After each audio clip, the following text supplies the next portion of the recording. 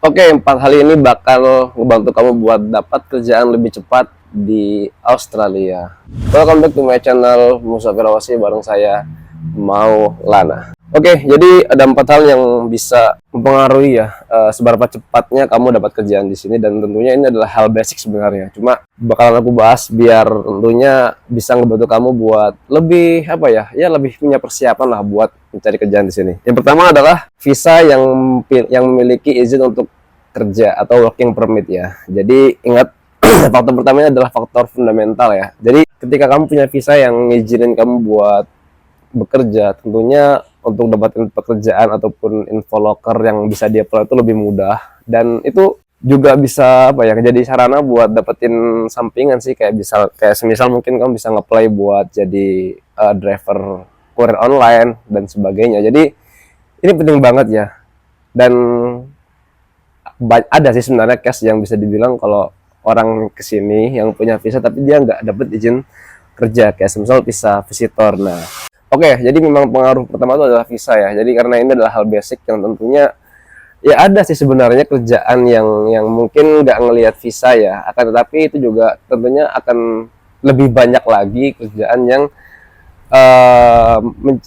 lebih luas lagi lah. Misal kamu punya working permit di visa kamu ya. Jadi itu adalah hal pertama yang sangat mengaruh. Yang kedua adalah skill bahasa Inggris kamu ya. Jadi ya sudah pasti ya, karena kita tinggal di negara yang komunikasi menggunakan bahasa Inggris. Jadi kalau kamu bisa menggunakan bahasa lebih mudah untuk komunikasi, itu bisa dapatin info pekerjaan yang lebih mudah ya. Dan jujur nih, sebenarnya aku juga di sini nggak pinter-pinter banget ya bahasa Inggris, karena di pabrik itu kerjaanku ya cuma diem doang. Mungkin cuma ya duduk di fokus dan sebagainya. Jadi ya tentunya ketika kamu punya skill bahasa yang lebih tinggi, opportunity ataupun chance buat dapetin kerjaan tuh lebih mudah sih harusnya ya. Itu yang kedua. So, tapi sebenarnya ya semua tuh juga by learning sih.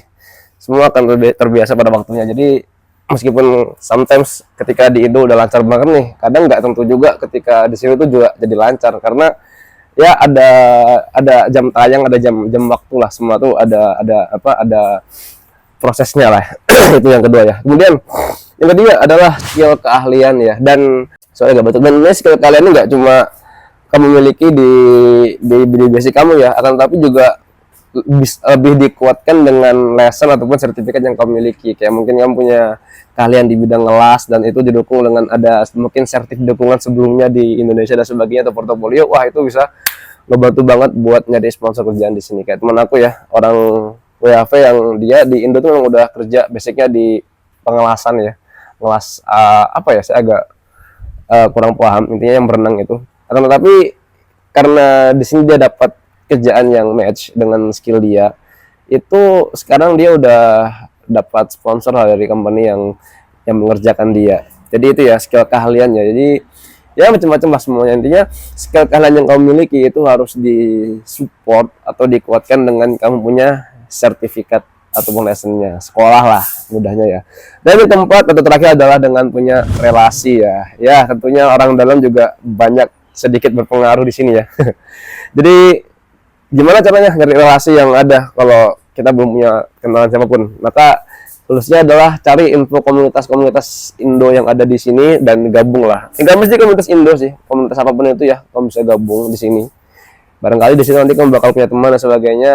Dan mungkin berawal dari hobi ya, barangkali. Kalau kayak saya mungkin gabung di komunitas pengajian ya, nanti kenalan di sana, dan tentunya semakin banyak teman semakin banyak rezeki gue deh. Jadi lebih banyak lagi info buat barangkali buat dapatin pekerjaan di sini. Jadi itu dia yang pertama lah. Yang pertama adalah yang tadi visa yang punya working permit, dan yang kedua adalah skill bahasa Inggris kamu, dan ketiga adalah skill keahlian yang kamu miliki yang didukung dengan sertifikat atau lesson, dan yang keempat adalah relasi orang dalam ya. Oke, mungkin itu aja teman-teman ya, 4 hal yang semoga bisa bermanfaat, dan jangan lupa like, comment, dan subscribe, dan share video ini kalau bermanfaat. Kemudian teman apa lagi yang perlu aku bahas nih.